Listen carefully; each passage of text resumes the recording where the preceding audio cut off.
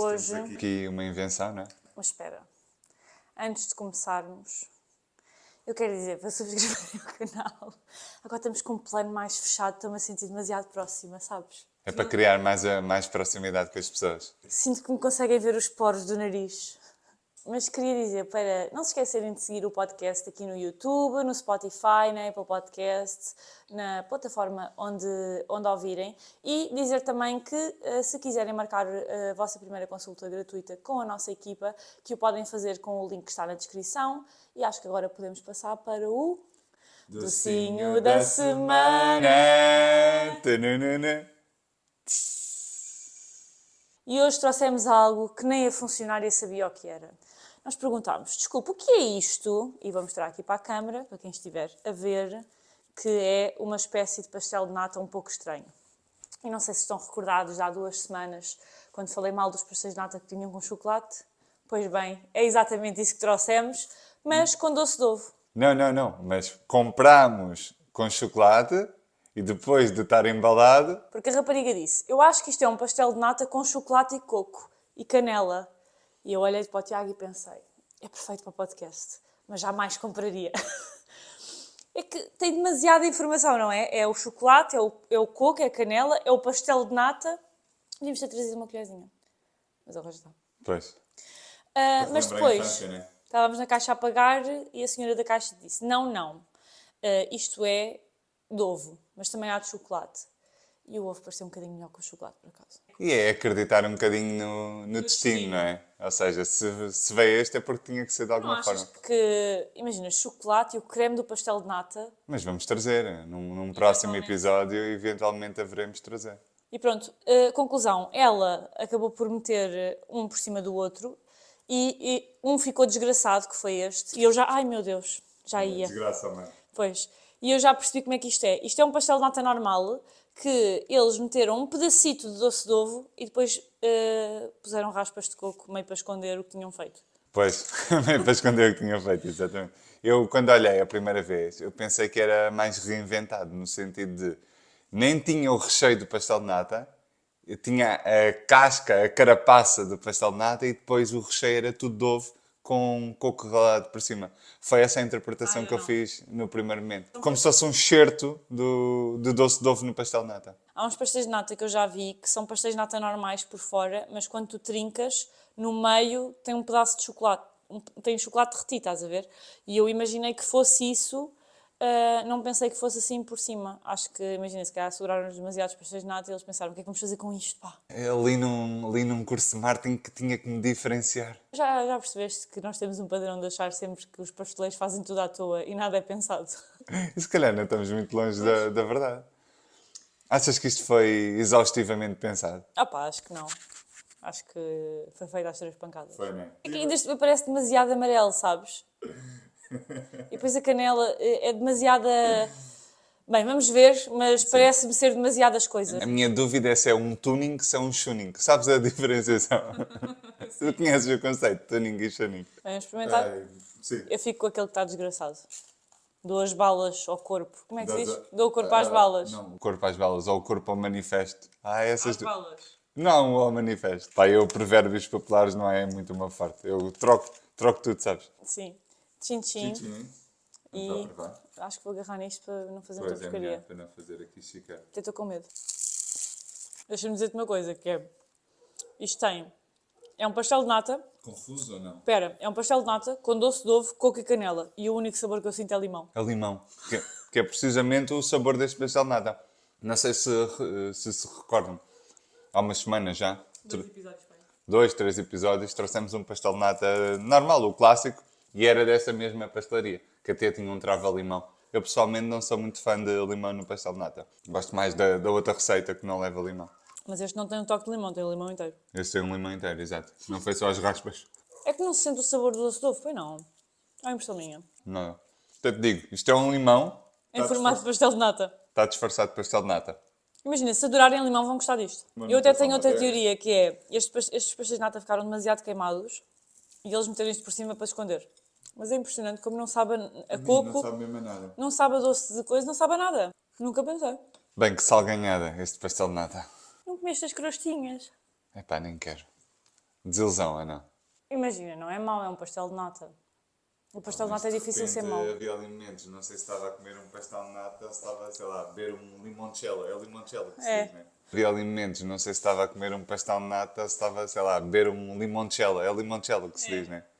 Aquela bebida italiana, não é? Sim. É que Tem um sabor super forte. Imagina, eu não senti nem um bocadinho de ovo. Nem eu. Ou seja, ter ou não ter é indiferente. Ainda estás aí nas aparas. Eu gosto dessa parte. É bom. Por acaso não me está a apetecer. Aquele pastel de nata que nós trouxemos na última vez, apesar de saber ter o toque a limão, não era tão alimonado como este. Isto é um limoncello, autêntico. Mas sem álcool. E depois tivemos aqui outro problema interno, não é? De dentes pretos. Pastel de nata com carvão ativado. Exato. Fogo. Eu acho que eles escolheram os mais queimados para fazer isto porque sabiam que não iam ser vendidos de outra forma. É a minha teoria para hoje. No fundo é tudo a evitar o desperdício. As intenções são boas. Intenção versus impacto. Mas o impacto foi negativo. No fundo é tudo a evitar o desperdício. As intenções são boas. Mas o impacto foi negativo. Na economia deles, não. Mas na nossa... Sim. Mas o melhor disto tudo é que eles não vão perder um cliente, porque como nós fazemos sempre as coisas assim meio à pressa, nós vamos continuar a ir lá. Eles têm bolos, ok. Eles têm bolos bons, é verdade. E o pastel de nata não é mau. Digo-te uma coisa. Sempre que... Não é sempre, mas quase sempre, quando queremos inventar muito, acabamos por estragar. Aquela frase clássica de menos é mais... Nunca teve tão certa. Nunca teve tão certa. É uma verdade universal. Menos é mais. Quando estás ali já a meter muita coisa, a probabilidade de, em vez de ser um tuning, ser um tuning é gigante, não é? Isto é claramente um tuning. Parece aquele tuning que está a andar a 30 km/h e está a fazer um barulho, parece um avião, sabes? Mas não consigo dizer que é mau, porque mau não é. É um pastel de nata. O pastel de nata... Isto não é um pastel de nata. Isto é um pastel de limão. Sim, É um mas pastelzinho eu acho que de este limão. tipo de bolo, seja de nata, seja de Belém, seja de limão, o que seja, com este formato é difícil ser mau. Tinham que estragar muito, porque imagina, como o bolo é fresco, o creme é fresquinho, é bom, a massa folhada é... Ou seja, não consigo dar uma má nota a isto. Sim, eu não gosto do recheio, não gostei do recheio. Mas já do tradicional que trouxemos há umas semanas. Mais do original, mas não sabia tanto a limão. Aqui eles conseguiram juntar todos os ingredientes que tinham na cozinha a estragar-se e fazer com que isto não soubesse a nada. É que não senti o sabor uma vez do coco, uma vez da canela, uma vez do doce de ovo, uma vez do creme de pastel de nata. Isto era só limãozinho. Só. Repara, é que nem faz sentido. Porque se no clássico sabe menos a limão, não era de se fazer este aqui mais rebaixado, mais tuning, com menos sabor a limão para realçar o coco, o ovo. Acho que este aqui eles se enganaram na receita e era para poderem vender na mesma. É que ainda não percebes essa parte. Pois. Sabes o que é que isso me fez lembrar enquanto estava a comer? Uma pizzaria que uma vez fomos no Parque das Nações, não vou dizer o nome, obviamente. Já disseste o sítio.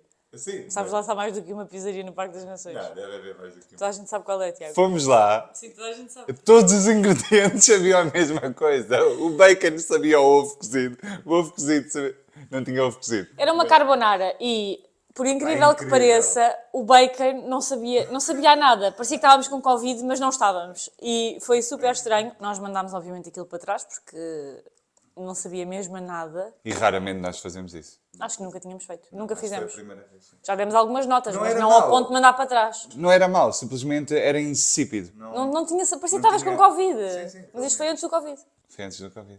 E fez-me lembrar este pastel de nata. Não no sentido de ser insípido, tem sabor, mas todos os ingredientes são limão.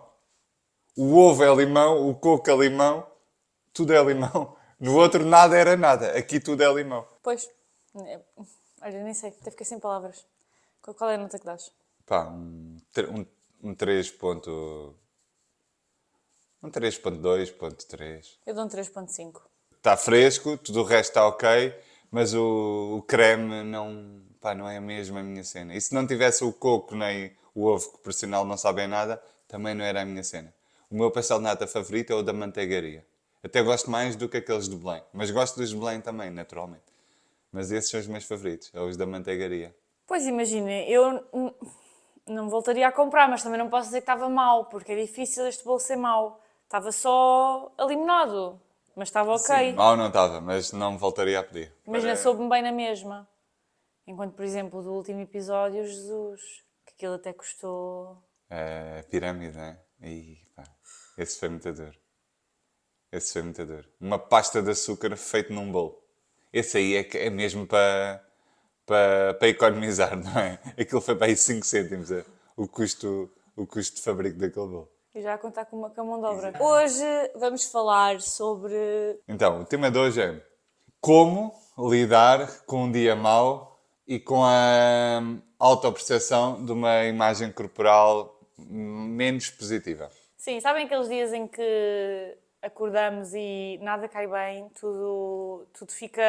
Toda a roupa que experimentamos fica mal, mesmo às vezes conjuntos que já usaste anteriormente e que gostaste e sentias-te bem. Nesse dia tudo fica mal, sentes-te mal, ou seja, um dia mau com o nosso corpo, que toda a gente tem, não é?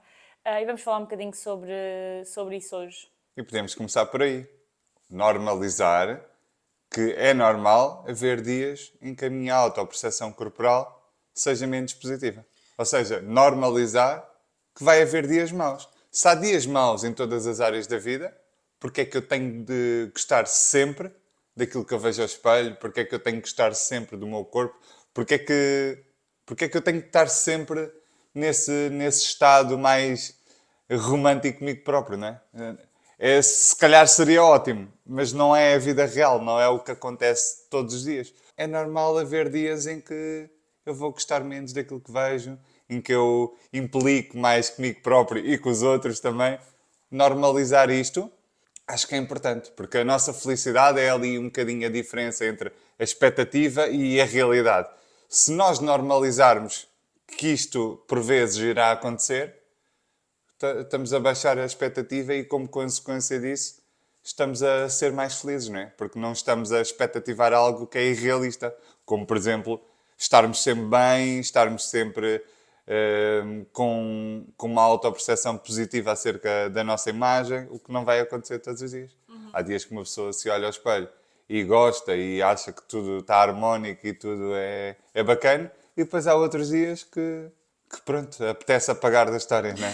Faz parte. Sim, aceitar que existem dias com altos, e, não é que dias com altos e com baixos, mas existem dias altos, dias baixos no que toca a este tema, tal como existem alguns dias são de sol, alguns dias são de chuva, e acho que, primeiro que tudo, antes de começarmos a falar sobre o que efetivamente na prática podemos fazer neste dia, é ter esta expectativa logo alinhada, porque se nós acharmos que todos os dias vão ser dias de sol, obviamente nos dias de chuva a nossa expectativa vai estar super irrealista e a chuva vai sempre acontecer e vamos ficar ainda pior porque já tínhamos a expectativa de que aquilo nunca iria acontecer. Então acho que o primeiro ponto é falar sobre isso, falar sobre o facto de mesmo pessoas que nós olhamos e que à partida nos parecem que não têm questões com a imagem corporal, todos nós temos dias que gostamos mais do que vemos ao espelho, gostamos menos do que vemos ao espelho, isso faz parte, é super normal. Acho que eu que posso dizer que não existe um ponto onde nós podemos chegar do género, não, ok, a partir daqui eu tenho uma relação tão boa com o meu corpo que eu gosto sempre daquilo que vejo ao espelho e nunca há dias em que, olha, sinto que nada me está a fazer sentir bem, que só me apetecia ficar na cama. Acho que isso é um ponto super irrealista de achar que vamos chegar, porque provavelmente ele não existe em mais nenhuma área, dificilmente também nessa vai ser o caso. Sim, e depois criamos aqui alguns vieses cognitivos de considerar ou deixar nesses dias, principalmente nesses dias menos positivos, em termos de estado anímico, tendemos a achar que o emagrecimento será a chave para todos estes desafios e todos estes problemas. Ou seja, se eu emagrecer, eu deixo de ter estes dias tão intensos em termos de autoperceção corporal. E o que é que acontece? É que não necessariamente. A pessoa pode emagrecer e continuará a ter dias onde se olha ao espelho e não gostará daquilo que vê. Porque vai fazer parte. Mas não sentes que há esse viés de eu considerar que se emagrecer aquilo está resolvido? Porque também é um bocado isso que te fazem acreditar, ou seja, que muitas vezes, para não dizer, na maior parte das vezes, pessoas que têm questões com o corpo de má relação com o corpo, isso não vai ficar resolvido com o emagrecimento. Ou seja, não quer dizer, e eu tenho sempre que dizer isto porque eu acho que é mesmo importante perceberem do outro lado que uma melhor relação do corpo não tem que ser um caminho oposto da questão da perda de peso. Podem ser dois caminhos que ocorrem em paralelo, mas são coisas diferentes e a perda de peso não nos vai salvar em tudo na vida e sim, a perda de peso pode fazer com que haja uma melhor autoestima no final do dia para algumas pessoas, isso é um facto, mas para muitas pessoas que têm questões com a relação com o corpo, a perda de peso não vai resolver tudo e o que nós mais conhecemos são pessoas que já tiveram o peso que sempre ambicionaram, já tiveram o corpo que achavam que sempre lutaram para ter, que eram magras e que mesmo assim não estavam contentes e não gostavam daquilo que viam ao espelho. Ou pessoas que emagreceram e ainda se sentiram pior depois de emagrecer pela sensação de que nunca está bom, é sempre preciso perder mais peso, ainda não está perfeito, é preciso, se agora o problema já não é o peso, agora o problema é que aqui na coxa atrás tenho não sei o quê. Ou seja, existe sempre alguma coisa a melhorar e quando isto acontece, obviamente, se quem já passou por isso, se calhar consegue ter ainda melhor essa percepção, que quando isto acontece, obviamente a resposta não está na perda de peso. Novamente, não quer dizer que ela não possa acontecer, mas é preciso ser feito um trabalho em consonância com esse de melhor relação com o corpo para que possas, no fundo, sustentar aquela perda de peso. Senão, ok, tu vais perder 10 quilos, mas tu vais te sentir mal na mesma e não vais ter pilares internos para sustentar essa perda de peso no longo prazo. E queria também dizer que, obviamente, que nós estamos a dizer isto aqui dos dias de chuva e dos dias de sol, mas eu sei que, se calhar, para a maior parte das pessoas que nos está a ouvir, os dias de chuva são muito maiores ou muito mais os dias de sol, ou seja, não é questão de tenho alguns dias de sol, tenho alguns dias de chuva, se calhar é questão de tenho um dia de sol para muitos dias de chuva e obviamente que se esse é o caso de alguém que nos está a ouvir, não é o episódio do podcast que vai resolver essa questão, nós vamos falar de algumas estratégias práticas, mas obviamente tem que ser feito um trabalho ao nível individual para efetivamente trabalhar a imagem corporal, a relação com o corpo e melhorar essa questão. Sem dúvida. Aqui o podcast nós fazemos-lo também com essa intenção de ajudar as pessoas. Não só uma contribuição extra para quem já é acompanhado, seja por nós ou por outro profissional, como também uma ajuda para quem de alguma forma ou não está no timing de ter um acompanhamento terapêutico ou simplesmente não quer ou não pode neste momento, está tudo bem, então o podcast tem essa finalidade. Mas claro, não é a mesma coisa de eu fazer um trabalho interno, um trabalho individual terapêutico. Queria acrescentar ao que estavas a dizer. Estas questões acontecem também muito porque há uma noção de valor pessoal muito atrelada ao corpo. Então, eu acredito, se eu sinto que não tenho autoestima muito desenvolvida, eu sinto que se eu mudar o meu corpo, essa autoestima desenvolve-se por si só. Porquê? Porque eu tenho a noção do valor pessoal diretamente associado ao corpo. Só que depois o que acontece é, neste estado estamos em rejeição, ou seja, nós não queremos fazer a mudança porque nos aceitamos, porque aprendemos a gostar de nós e, por consequência, queremos melhorar a nossa aparência física, seja o que for. Quando isto acontece por esta razão, é positivo, é saudável do ponto de vista mental. Mas o que é que nós vemos muito? Vemos pessoas que não se aceitam, não gostam de si e acham que a perda de peso é que vai salvar essa noção de valor pessoal debilitada. E o que acontece muitas vezes não é isso. Porquê? Porque a pessoa perde peso, mas aquela noção de valor pessoal continua muito debilitada. Porque não é necessariamente a resposta, não é a perda de peso. É um conjunto de coisas que a pessoa viveu, não conseguiu trabalhar, não conseguiu ressignificar e tem isso dentro de si. Mas depois projeta que a solução poderá ser aqui a perda de peso. Mas a pessoa não está num estado em que se aceita, em que está a tentar aprender a gostar de si enquanto ser humano. E depois usar isso como gatilho para a mudança. É o contrário. Eu quero mudar porque eu não me aceito. Eu não gosto de mim. Então eu já não posso viver mais com este corpo, com esta identidade. Então o emagrecimento não é um autocuidado, é um modo de fuga da realidade. Eu não quero mais estar assim. Percebes o que é que eu estou a dizer? Sim, mas eu acho que isso também acontece porque é isso que te é dito, é do género, perde peso e passa a gostar de ti, ou perde peso e ganha autoestima. E o processo é o contrário, primeiro começas a gostar de ti, depois é que a perda de peso acontece. Só que como isso, imagina, se olhares à tua volta, as mensagens são sempre o contrário. Então é normal que as pessoas, de forma inconsciente, acabem por absorver essas mesmas mensagens e se comecem a comportar dessa forma, não é? Exatamente. O processo é exatamente assim como estás a dizer, é de dentro para fora. E o que se vende é que é de fora para dentro. Emagrece e vais ver a tua autoestima nos píncaros. E não acontece isso. Não acontece. Muitas das vezes o que eu vejo acontecer é que as pessoas, algumas emagrecem, mas continuam exatamente igual internamente.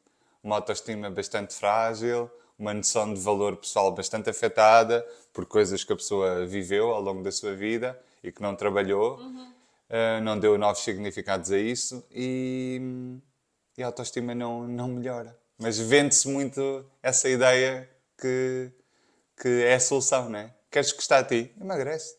É a mesma coisa que eu querer um carro de luxo, mas em vez de primeiro fazer o trabalho para ganhar dinheiro para o comprar, fazer o trabalho inverso, que é eu não tenho possibilidade de ter aquele carro, mas eu vou arranjar uma alternativa por alguma forma de arranjar aquele carro. E depois não sou a pessoa que tem os meios para ter uma vida confortável para poder sustentar aquele carro. E se calhar ando a sustentar aquele carro aos pecheiros e à custa de comprometer outras coisas na minha vida. Boa analogia essa que disseste do carro de luxo. É exatamente isso. Esta analogia financeira podia ter vindo de ti. Pois podia, eu sou esse gajo. Pois é, isto poderia ter vindo de mim. Será que é contágio? Provavelmente. Pois, contágio. Molda. O ambiente molda. Mas sim, gostei dessa analogia, exatamente. Se tu meteres as coisas nesses termos, não faz sentido para ninguém. Então, espera aí. Eu primeiro vou comprar um carro de luxo e depois no processo Arranjas forma de o pagar? é que eu arranjo forma de o pagar. Então, mas eu primeiro não tenho que me desenvolver enquanto pessoa para conseguir ganhar mais dinheiro. E o ganhar mais dinheiro pode ser consequência ou não, porque eu posso não gostar de carros de luxo, pode ser consequência ou não de comprar um carro de luxo. Não faz sentido nenhum. Então, mas porquê é que no emagrecimento não vemos as coisas dessa forma? Porque é que eu primeiro não tenho que aprender a gostar de mim, exatamente da forma como eu sou, embora doa, possa doer muitas das vezes, mas eu tenho que aprender a gostar de mim da forma como eu sou e depois, se fizer ainda sentido para mim, tenho todas as condições de poder emagrecer. Mas já num registro diferente. Já não estou disposto a fazer. Como é que é? 30 por uma linha. 30 por uma linha, ou aquela frase que se diz muito que eu gosto, mas depois eu troco às vezes. Não olhar a meios para atingir fins, exatamente, é assim. Eu deixo de estar disposto a não olhar a meios para atingir fins. Porquê? Porque eu já tenho a noção de valor pessoal, eu sei que eu valho por muito mais do que o meu corpo, não é o meu corpo que condiciona o meu valor e, como tal, estou noutras condições mentais, anímicas, emocionais para ter esta mudança. Porque ela já não é baseada na rejeição, no ódio pessoal, mas sim no amor, na autoestima que eu desenvolvi. E então, o que efetivamente fazer, tendo em conta já esta adenda que demos aqui, introdutória, o que efetivamente fazer num dia em que acordamos, tudo nos faz sentir mal e é mesmo daqueles dias onde, sei lá, apetece vestir um saco de lixo e um manto transparente e viver a vida, quase deixar o corpo em casa e ir só tu a fazer a tua vida. Eu acho que começar por nos lembrarmos aquilo que o nosso corpo nos permite fazer. Muito nesta perspectiva que eu acho que nós já falámos aqui e falamos muitas vezes nas consultas, na perspectiva de veículo. Ou seja, o teu corpo é basicamente o veículo que te permite fazer tudo aquilo que tu fazes e pelo qual és grato por poder fazer, que não está diretamente relacionado com a imagem corporal. Ou seja, estares aqui, respirar, estares com quem gostas. Quando olhas para trás e tens memórias positivas, sei lá, da tua infância, da tua adolescência, da tua idade adulta, de uma festa que foste, o que seja, isso tudo só foi possível porque tens um corpo que te permitiu ir até lá e estar lá e criar essas memórias positivas. Acho que é importante lembrarmos que o nosso corpo é o que nos permite viver. Sim, concordo totalmente. Arranjarmos aqui o equilíbrio das nossas expectativas, ou seja, aceitarmos que há dias efetivamente maus e depois arranjarmos aqui novos significados para o nosso corpo, para além da aparência física. ok, a aparência física é uma parte de nós, mas nós temos muitos outros espectros, né? Muitas outras dimensões para além da aparência física. Então, explorar isto, procurar outros alvos de foco que não sejam apenas como o meu corpo se parece aos meus olhos, pode ser interessante. Ou seja, no fundo, praticar aqui o sentimento de gratidão por tudo o que eu tenho, ou seja, um pensamento abundante de olhar para aquilo que eu já tenho e não apenas um pensamento de escassez que é direcionar a minha atenção para aquilo que eu ainda não tenho, para aquilo que me falta. Se eu direcionar muito a minha atenção para isto, eu tendo a ficar mais triste, mais com a sensação que não tenho nada, que não atingi nada, que não sou nada. E pode ser interessante aqui explorarmos este pensamento mais abundante de olharmos para as coisas que já temos. E as coisas que já temos podem ser simples, como por exemplo, eu estar aqui a falar significa primeiro que consigo articular as palavras, e a verdade é, os mecanismos complexos que não têm que acontecer, cerebrais, mesmo a língua ali, tuca, tuca, tuca, tuca, Mecânicos. mecânicos, a respiração, se eu não tivesse a respirar também não estaria a falar, ou seja, eu posso explorar um sentimento de gratidão em relação a isso. Não quer dizer que a aparência física não importa ou que seja errado estares focado nela. Mas há outras dimensões. Podes não olhar apenas para essa dimensão. Podes olhar também para aquilo que tu já tens. Um pensamento mais abundante. Isto naturalmente vai contribuir para a nossa felicidade. Para um estado anímico mais positivo. Sim, eu acho que um ponto importante que tocaste aí é que o corpo e a parte física e o corpo bonito é uma pequena parte daquilo que, imagina, o nosso corpo serve para muito mais do que ser bonito, não é? E eu acho que conscientemente nós todos, se pensarmos nisto, concordamos com isto, de que o corpo é uma pequena parte daquilo que nós somos, mas depois inconscientemente muitas vezes comportamos-nos como se o corpo fosse tudo. Eu acho que isto é um trabalho que é preciso ser feito, que é desconstruir a ideia de que a forma do teu corpo e a tua aparência física determinam tudo o resto na tua vida, porque o que eu vejo muitas vezes é que, sim, efetivamente e conscientemente, o corpo não é tudo aquilo que eu tenho e não é tudo aquilo que eu sou, mas depois inconscientemente comportas-te de uma forma diferente. Não, tu comportas-te em função do teu corpo. Como eu não sou assim, eu não faço isto, eu não me permito fazer aquilo. Percebes o que eu estou a dizer? Então acho que é preciso ser feito este trabalho de percebermos se, apesar de conscientemente, eu acredito para a maior parte das pessoas que está a ouvir, isto faça sentido, depois inconscientemente não nos comportamos de uma forma completamente diferente e que se calhar até vai de encontro àquilo que nós acreditamos, mas como estamos tão no piloto automático, nem pensamos sobre e estamos só a repetir padrões antigos que já nem nos identificamos com. Isto é absolutamente normal, porque repara, a mente inconsciente predomina sobre a consciente. Exatamente. Então, a mente mais consciente, mais racional, até pode saber, por via da informação, por via da educação, até pode saber, não, repara, isto não faz qualquer sentido. A pessoa não vale pelo seu corpo.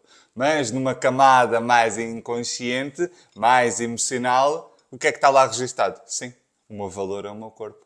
Ou seja, isto só se consegue mudar com a repetição. Eu preciso de repetir muito ao longo da minha vida comportamentos contrários àquilo que eu acredito. Que senão eu vou estar sempre no mesmo registro. Nesta insatisfação corporal constante, nestes dias mais chuvosos do que dias mais calorentos, nesta proporção inversa, não é? Porque o suposto é termos dias mais solarengos do que chuvosos. Sabendo que vão sempre haver dias chuvosos, mas a proporção deve ser dias mais solarengos, não é? Não é suposto andarmos sempre em dias chuvosos. Quando isto acontece, é um sinal claro que precisamos de um trabalho terapêutico, precisamos trabalhar em nós.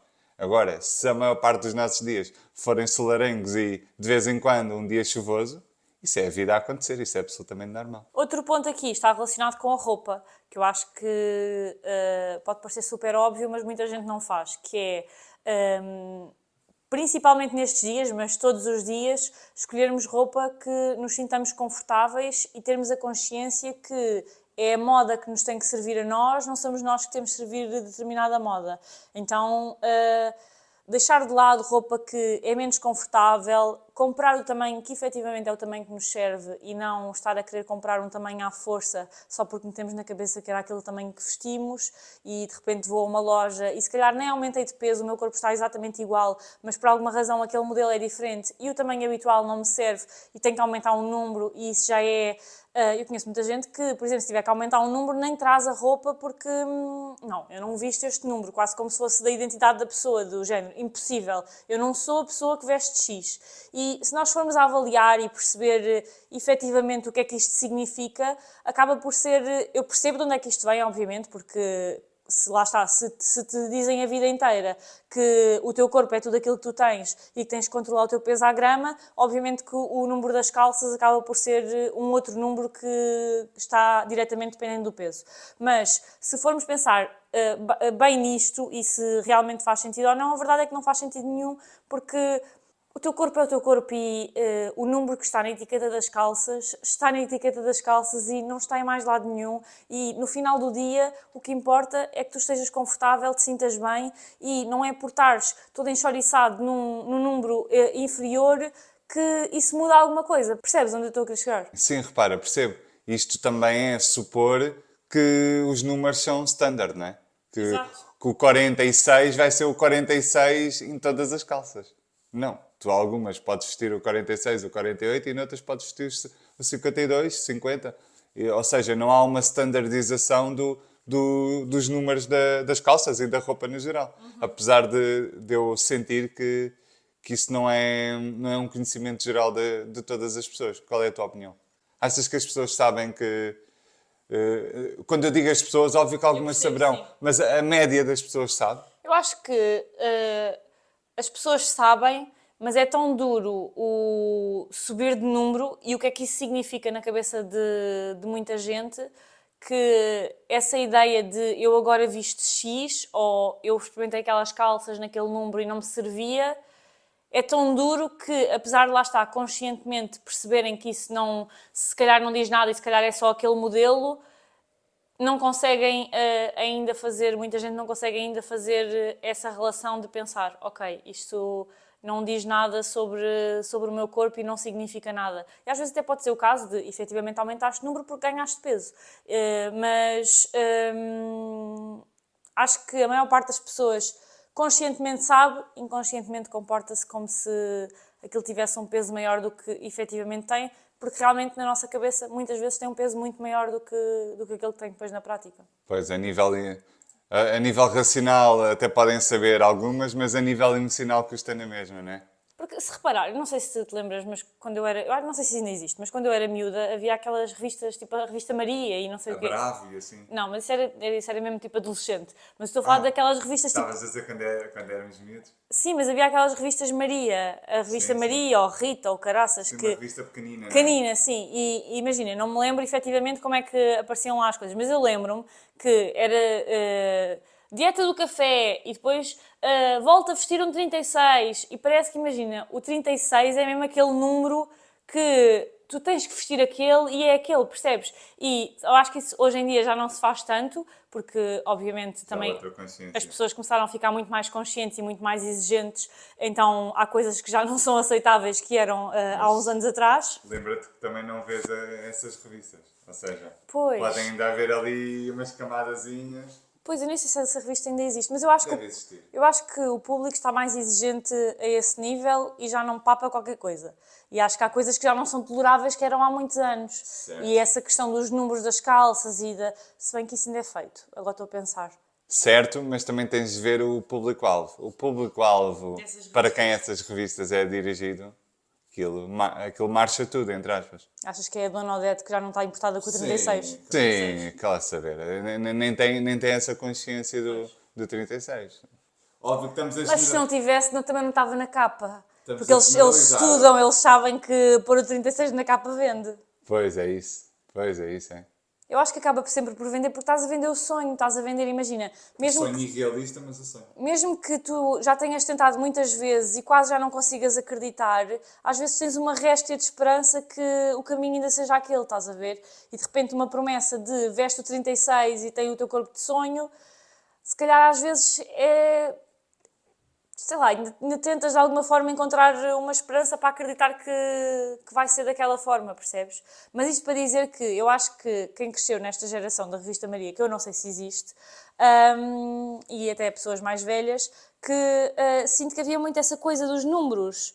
E acho que hoje em dia, não sei se é a minha percepção que está enviesada, que também aceito que seja possível, mas hoje em dia a minha percepção é que isso não acontece tanto. Ou seja, que é mais normal existir uma diversidade de tamanhos maior. E de repente, esqueci-me porque é que estávamos a dizer isto.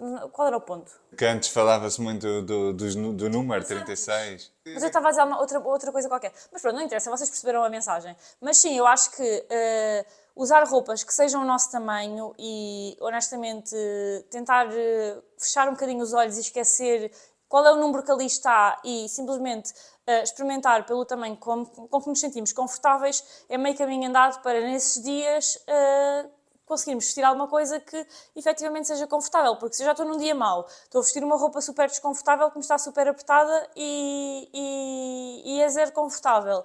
É óbvio que durante o dia não vai melhorar, porque eu vou estar desconfortável durante o dia, não é?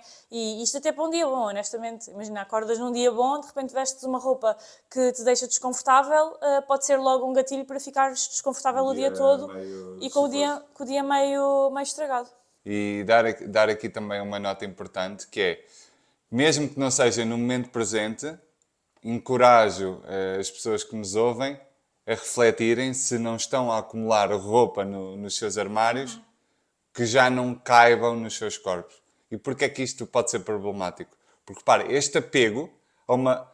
Nós estamos em constante renascimento. Começar pelo início. Nós estamos em constante renascimento. Morte, renascimento, morte, renascimento. Ou seja, o Tiago de ontem já não existe. O Tiago que existe é o de agora. Conclusão, isto está a acontecer sempre na nossa vida. E se eu estou apegado a uma fase antiga da minha vida, o que é que acontece? Eu tenho aqui o sonho na minha mente de um dia ainda vir a vestir aquela roupa. E porquê é que isto pode ser problemático? Porque eu posso estar aqui com um sonho irrealista. De repente os anos já passaram, eu já não sou a mesma pessoa, o meu corpo está diferente, né? Porque o corpo vai atravessando fases. Uma pessoa com 20 anos, naturalmente, aos 50, não vai ter o mesmo corpo, porque o corpo já está noutro ciclo de vida, faz parte dentro da vida de um ser humano. Ou seja, pode ser perigoso para nós, em termos de saúde mental e física, apegarmos a uma fase da vida que já passou. Ou seja, treinar aqui o desapego. Ok, se esta roupa não me serve, simplesmente vou-me desapegar dela.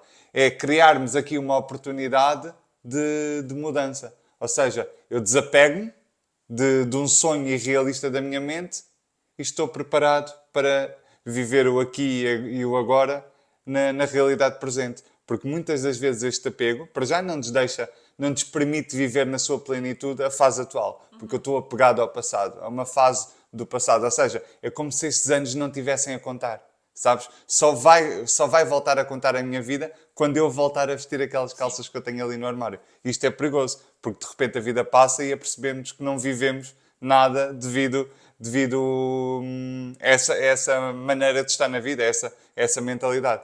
Então, treinarmos aqui o desapego pode ser interessante. É como se nos permitíssemos viver o aqui e o agora, em vez de estarmos ali atrelados ao passado. E muitas das vezes este apego também é um gatilho para iniciar uma nova dieta. Porque eu tenho aqui aquela vontade incessante de voltar àquele corpo, voltar a vestir aquelas calças e estou predisposto a quase tudo para alcançar esse sonho.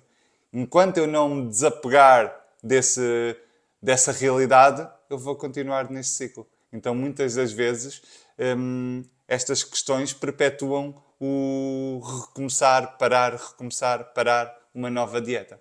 Pode ser interessante, se eu quero abandonar o mundo das dietas, pode ser interessante ver se o meu armário também não está a contribuir para, de certa forma, como um alimento, como um combustível para essa vontade. Sim. Sabes que eu já fui essa pessoa. Eu lembro-me especificamente de uma peça, que eram uns calções de ganga, que, olha, por acaso era o número 36, que eu guardei durante anos. Porque eu achei que... Porque eu às vezes acho que também nos convencemos um bocado do género. Ok, mas se eu quero emagrecer e quero voltar a vestir aquele número, não vale a pena estar a dar a roupa ou deitar fora ou o que seja, porque aqui é um desperdício de dinheiro, é um desperdício de uma coisa que eu já paguei. E eu acho que isso é uma desculpa, às vezes, para não olharmos para as coisas como elas são. Imagina, eu vesti o 36 6 meses da minha vida. Tipo, claramente o 36 não é o meu número e nunca vai ser, percebes?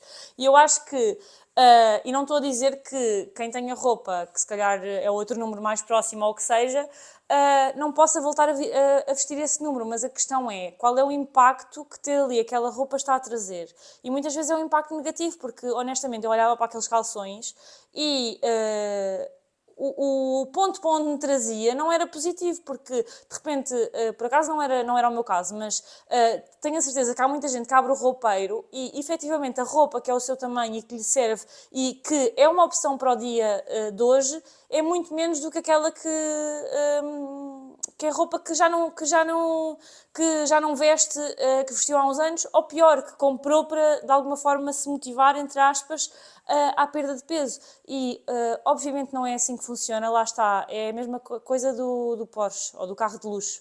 Eu não posso querer comprar o carro de luxo se eu não tenho a parte interna para poder efetivamente ter aquele carro de luxo. E não faz sentido eu estar a querer comprar uma roupa como forma de motivar ou estar a guardar uma roupa como forma de usar isso como motivação para a perda de peso, porque já todos percebemos que a perda de peso não depende de força, foco e fé e de motivação e fechar a boca, então isso acaba por trazer consequências muito mais negativas do ponto de vista mental do que o dinheiro que estamos ali a poupar e, honestamente, não temos que deitar fora, nem temos que dar a roupa. Se estiver em bom estado, já existem tantas opções para vender a roupa em segunda mão que até podemos aproveitar para fazer algum dinheiro com isso e mais tarde, se quisermos, voltar a comprar essa roupa, mas não ter ali aquela quase prisão, porque acaba por ser uma prisão de estares a abrir o roupeiro e de repente veres a roupa que querias vestir, mas não podes, e não podes mesmo, não é uma questão de não quero vestir aquela roupa, eu não posso porque aquilo não me serve.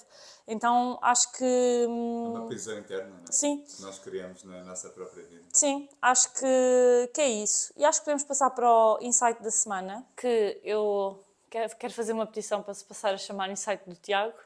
E qual é o Tiago? Qual é o Tiago, não? Qual é o insight que trazes hoje? Ok, então olha, o insight que eu trago hoje é muito relacionado com o tema, como tento fazer sempre, que é pensamento de escassez desenergiza-nos, já o pensamento de abundância energiza-nos. O que é isto na prática?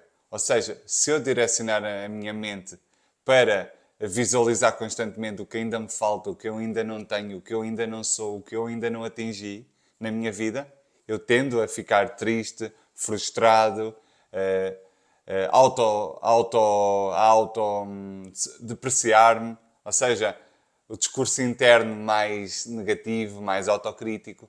Quando eu desenvolvo em mim maiores pensamentos ou pensamentos mais frequentes de abundância, de olhar para aquilo que eu já conquistei, para aquilo que eu já sou, para aquilo que eu já tenho, para aquilo que eu já faço, se eu procurar olhar para isso, ou seja, desenvolver a mim estes pensamentos abundantes, eu tendo a ter um discurso interno mais positivo, menos exigente, menos autocrítico, a noção de valor pessoal tende a ficar aumentada, contribui para a minha autoestima. Então é fundamental que, em primeira instância, ganhemos a consciência que podemos estar a ter muitos pensamentos de escassez com muita frequência e que isso pode nos estar a prejudicar. Então, se desenvolvermos intencionalmente, sempre na linha de raciocínio que o que repetimos tende a automatizar-se, se nós desenvolvermos isto internamente, de forma consciente e intencional,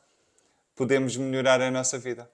Ou seja, pensamentos de abundância contribuem para uma vida mais positiva, mais feliz e, como o nome já é autoexplicativo, mais abundante. E era isso que tínhamos por hoje. Se sentem que este é um tema que precisam de trabalhar em contexto terapêutico, podem marcar a vossa primeira consulta gratuita com a nossa equipa. O link está na descrição deste episódio e vemo-nos na próxima quinta-feira, às 19 horas.